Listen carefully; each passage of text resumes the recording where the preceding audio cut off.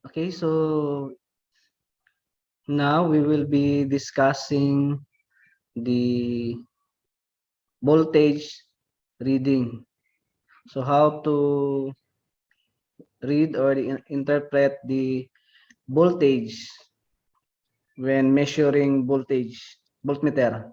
So the voltmeter scale AC or DC, itong nasa taas, yung 0, 50, 100, di ba may mga guhit dyan, may mga line. So yan yung scale ng AC or DC voltmeter scale. So itong nasa huli, itong 10, 50, 250, yan yung mga ranges. So kung 1,000 volts, dito tayo sa 10 volts. Yung 10 volts ay magiging, ano yan, magiging 1,000. So ang 8, 800, 600, 400, 2. So kung makikita natin sa ating multi-tester, AC man or DC ranges, merong 10 volts, 50 volts, 250 volts, and 1,000 volts.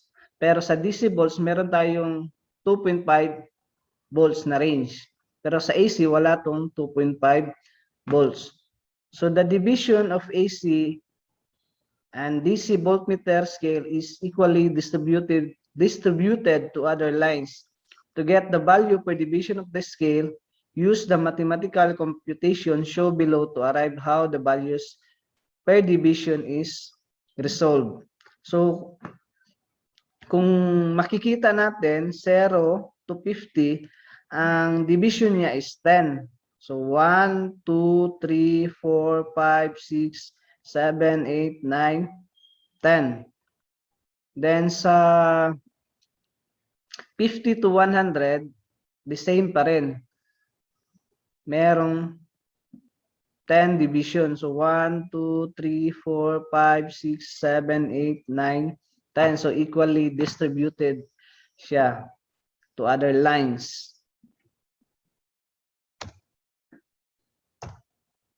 So, ito yung value per division of AC-DC voltmeter scale. So, sa range na 2.5 volts, ang value per division niya is 0.05 volts.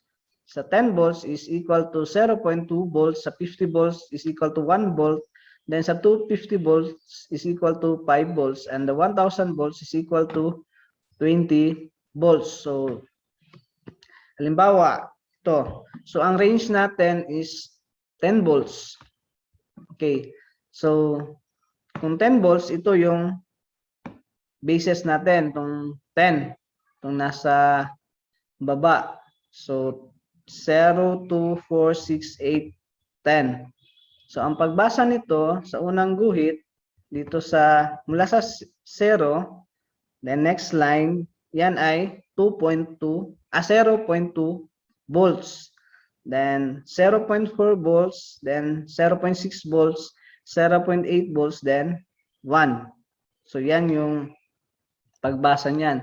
So, halimbawa, if the meter pointed on this, itong arrow na to, so ang value niyan is 3.4 volts. Okay. So, dito naman, okay, merong arrow dyan is 5.6 volts ang basa niyan.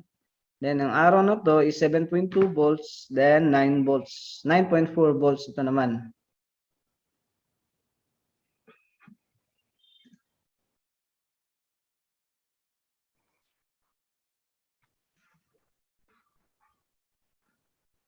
Okay, dito naman sa 50 volts range. So, the value per division is 1 volt. So, ang pagbasa nito, so ang basis natin yan, dito tayo sa 50, 40, 30, 20, 10, tsaka 0. Kanina, di ba, ang halimbawa natin kanina, yung range na ginamit natin is 10 volts range. So, kung gagamit tayo ng 10 volts range, hindi ibig sabihin na itong 10 na nasa gitna sa 2, 10, 50, yan yung range natin. So, mali po yun kung yan ang pagkakaintindi nyo. Pag sinabing 10 volts, dito tayo sa pinakababa na range. Mula dito sa 250, then 50, 10. So, pag na-select natin sa tester nga 10 volts, then dito tayo 10, 8, 6, 4, 2, 0. So, ngayon, dahil 50 volts range ang ginamit natin, so dito tayo sa 0, 10, 20, 30, 40, 50. So, ang basa nito ngayon, itong unang guhit is 1, then 2, 3, 4, 5. So, 6, 7, 8, 9, 10. So, to continue, so dito, pag dito nakatutok yung pointer, needle, so ang basa nito is 17 volts. Then ito naman, 28 volts, then 36 volts, then ito 47 volts. Then dito naman sa 250 volts range. So the value per division is 5 volts. So ang basa is 5, 10, 15, 20, 25, 30, 35, 40, 45, 50. So kung dito naman, ito ay magiging 85 volts. Then ito, 140 volts. So 145, 150, 155, 160, 165, 170, 175, 180. So ito naman, ang basa nito is 235 volts. Then ito naman, itong sa actual picture na ato sa picture natin, yung meter pointer niya is andito siya sa pang-apat na line mula sa 200. So kung babasahin natin, ang reading nito is so 200, 205, 210, 215, 220. So ito, kung ito ang magiging deflection niya, pag nag-test tayo ng voltage, yan ay 220 volts. Then sa 100 volts range naman, value per division is 20 volts. So, ang basa nito is ito, 20, 40, 60, 80, 100. So, kung dito tatapat yung meter pointer, so ang voltage reading niyan is 340 volts. Pag dito naman, so babasahin natin. So start tayo dito sa itong 4, ito ay magiging 400. So kung 1,000 volts range tayo, itong 10 is 1,800, itong 8, then 600, itong 6, 400 itong 4, tsaka 200 naman itong 2. So, ang basa nito, ito 400. So, 420, 440, 460, 480, 500. So, 520, 540, 560. So, ganun lang ang pagbasa. Then, ito naman, so, 700 ito, 720, 740, 760, 700, 80, so 800. So ito naman, ito ay magiging 900, so 920, 940. So ganun lang ang pagbasa. Okay. So may example ako mamaya sa actual niyan. So madali lang, ang kailangan lang natin i-familiarize is itong value per division. Okay. Para pagbasa natin is hindi na natin kailangan pang kumuha ng kopya para tingnan kung ilan or ano ang value per division nito. So, dapat kailangan natin i-familiarize para tuloy-tuloy yung pagbasa natin sa voltage. So, meron tayong preventive maintenance para sa ating multi-tester para hindi naman ito agad na masisira or para hindi masira yung multi-tester natin. So pinakauna, never set the ohmmeter range when testing AC and DC voltmeter. It can damage the multi-tester. So ibig sabihin nito, kapag voltage ang iti-test natin, hindi dapat nakaset sa ohmmeter range na times 1 or times 10 or times 100 or times 1K. Kasi pag i-test natin yan, yung voltage, yung kuryente doon sa outlet niya, tapos naka times 1 tayo or naka range tayo sa ohmmeter, masisira yung tester natin. So pag malakas yung masyadong malakas yung voltage,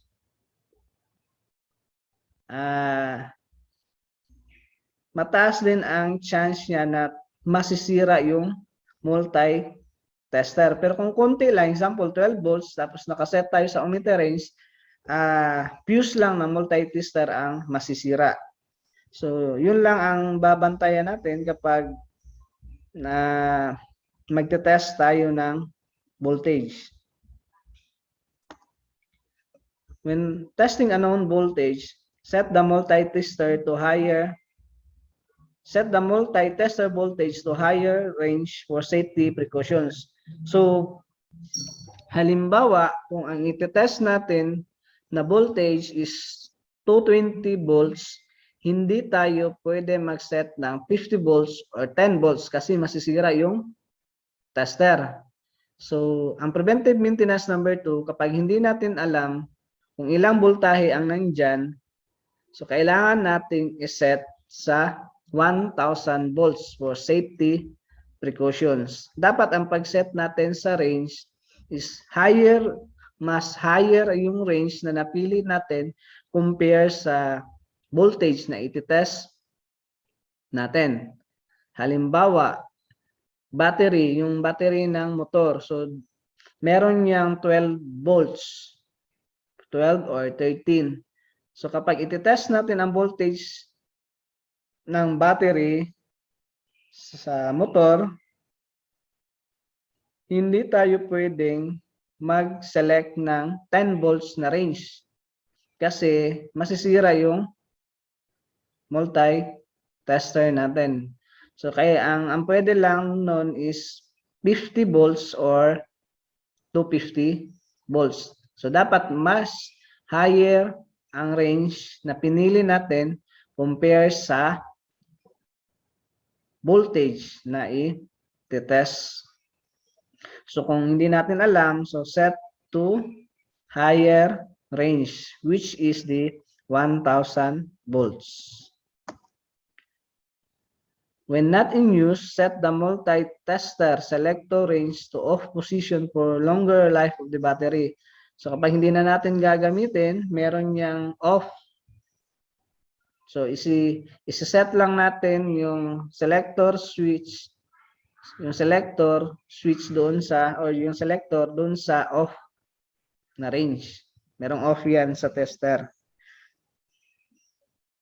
So kung weak na yung battery, so replace the battery with weak. Weak battery affects the result of the amount of resistance being tested. So kung weak yung battery, pag magte-test tayo ng resistance, hindi na accurate kasi hindi na yun ma-calibrate. So hindi siya high risk sa itong weak kapag weak na ang battery. So palitan lang. Yung high risk sa multi-tester itong preventive maintenance na pinakauna at saka itong pangalawa. Then itong panglima, kailangan din nating bantayan kasi masisira din yung multi-tester natin. Avoid testing reverse polarity when measuring DC voltage. So kapag DC voltage, meron niyang positive at saka negative. So yung battery may positive saka negative, then yung multi-tester, yung DC voltage range meron ding positive saka negative. So dapat yung positive na battery is positive din ng test probe ng multi-tester. Yung negative ng battery, negative din ng multi-tester. So kapag na-reverse yun, masisira yung multi-tester natin kapag hindi agad tinanggal yung yung pag-test.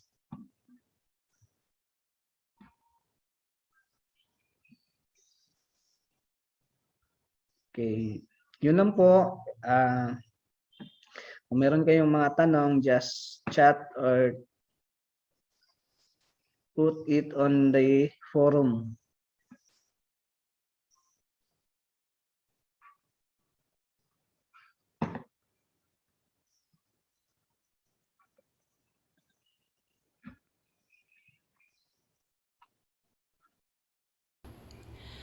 Ngayon naman, pag-aaralan naman natin kung paano ang pagbasa ng voltage using the voltmeter.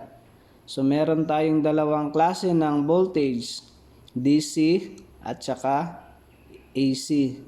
So kung ang kuryente na i-test natin ay galing sa convenience outlet, okay, katulad nito, so yan ay AC. Then kapag kuryente naman na galing sa battery tulad nito, DC ang voltahe nito. So ang ranges kapag AC ang i-test natin na voltage, dito tayo sa red ranges, itong 10, 50, 250, tsaka 50. Then ang voltage scale naman is itong 0, yung mga guhit dyan sa 0, 50, 100, 100, 150, 200, 250, then 0, 10, 20, 30, 40, 50. Yan yung mga ranges. Ito yung mga ranges ng voltmeter, AC man or DC. Ang bawat guhit na titingnan natin sa pagbasa is itong nasa taas, itong 0, yung mga guhit-guhit dyan, then 50. Dyan tayo magbe-base. Okay. So kanina, pinag-aralan natin or diniscuss natin yung value per division sa bawat ranges. Halimbawa, dito sa 10, kung dito tayo sa range 10, AC man or range DC, so ang bawat guhit niyan is 0.2. So yan, 0.2. So 0.2, 0.4, 0.6, 0.8, 1, 1.2, 1.4, 1.6, 1.8, 2. So ito yung nasa baba na 2. Yan yung range niya dito sa 2, 4, 6, 8, 10. Okay.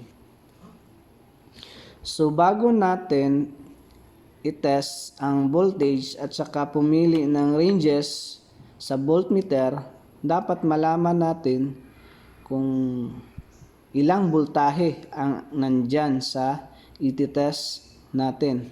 Halimbawa, itong convenience outlet, yung main source natin. So alam naman natin na yan ay 220 volts. So kung 220 volts yan, hindi tayo pwedeng pumili ng range na 10 or 50 kasi masisira yung multi-tester. So ang dapat is 250 or 1,000. So much higher ang range niya compare sa voltage na iti-test natin. So dahil yan ay sa main source, the convenience outlet, so pipili tayo dito sa AC na range 250 or 1,000. So halimbawa 250, yan 250. So titingin tayo dito sa range na 250. So dito sa 250, 200, 150, 1,000. So bawat guhit niyan is ito, bawat guhit 5 volts. So iti-test na natin ang kuryente.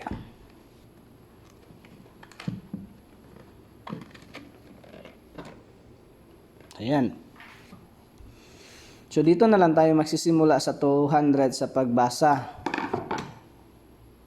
So 200. So bawat guhit ay merong 5 volts. So 200, 200, 200, 205, 210, 215, 220, 225, 230, 235, 240. So ibig sabihin, ang voltahe niyan na nasa convenience outlet is 200 volts AC. Okay. So pwede rin tayong gumamit ng 1000 volts. Yung 750, yan ay 1000. So okay, yan. So dahil 1000 volts na yung range natin, so dito tayo magbe-base sa 2, 4, 6, 8 dito sa 2, 4, 6, 8, 10. So yung 2 is 200. Then itong 10 is 1000. Pero dito pa rin tayo sa taas, yung mga guhit dyan na dito sa 50 to 250, yung mga guhit, dyan tayo magbabasa pa rin. Dyan tayo magbe-base sa voltage reading natin. So itong 10, 1000, itong 8, 800, itong 6, 600, itong 4, 400, itong 2, 200. So bawat guhit niyan is 20. Kung range natin is 1000, bawat guhit is 20. So ayan, 2 is 200. So isang guhit 220, pangalawang guhit ito ay magiging 240 volts. So ang reading niyan is 240 volts. So therefore, either 1000 volts range or 250 volt range, the same pa rin yung voltage niyan. May diferensya lang konti pero pareho lang ang pagbasa. Okay. Okay. Ngayon naman, iti-test natin ang voltahe ng battery na ito. So dahil ito ay battery, so gagamit tayo ng DC volts range. Ito. So ang battery na to ay may nakalabel na 9 volts. So 9 volts. So iti-test natin kung 9 volts ba talaga ang supply nito. So pwede tayong gumamit ng 10 volts or 50 volts. Huwag na yung 250 kasi mahihirapan tayong basahin ang 7 volts, 8 volts or 9 volts kasi ang bawat guhit sa 250 is 5. Okay.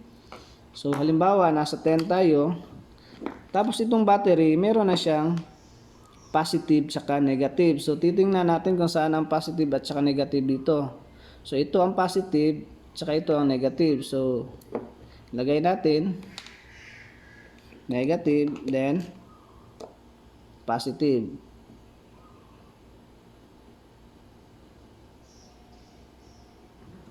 So kung babasahin natin yan, okay.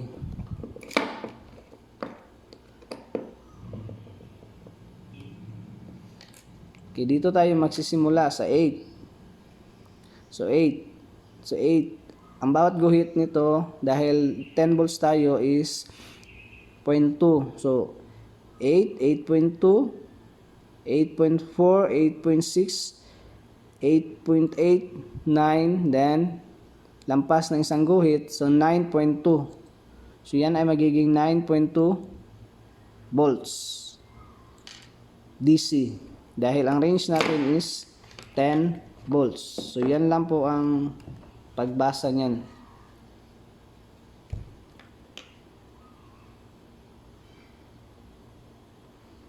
So kung gagamit naman tayo ng 50 volts, so bawat guhit sa 50 volts is 1. So dito na tayo magbe-base sa 0 yung nasa gitna, 0, 10, 20, 30, 40, 50. So kung anong range ang gagamitin natin, dito tayo pipili. Ito 50, 50, 10. So dahil 50, dito tayo sa 50. So 40, 30, 20, 10. So bawat guhit ay merong 1 volt. So yan. So kung babasahin natin yan, so 1, 2, 3, 4, 5, 6, 7, 8, 9 volts. So yun lang ang pagkakaiba sa 10 volts or 50 volts. Dito sa 50 volts, hindi kayang basahin yung 0.2 volts. So okay lang yun kahit na may diferensya na mga point something na voltahe, as long as nabasa natin ng maayos yung voltahe.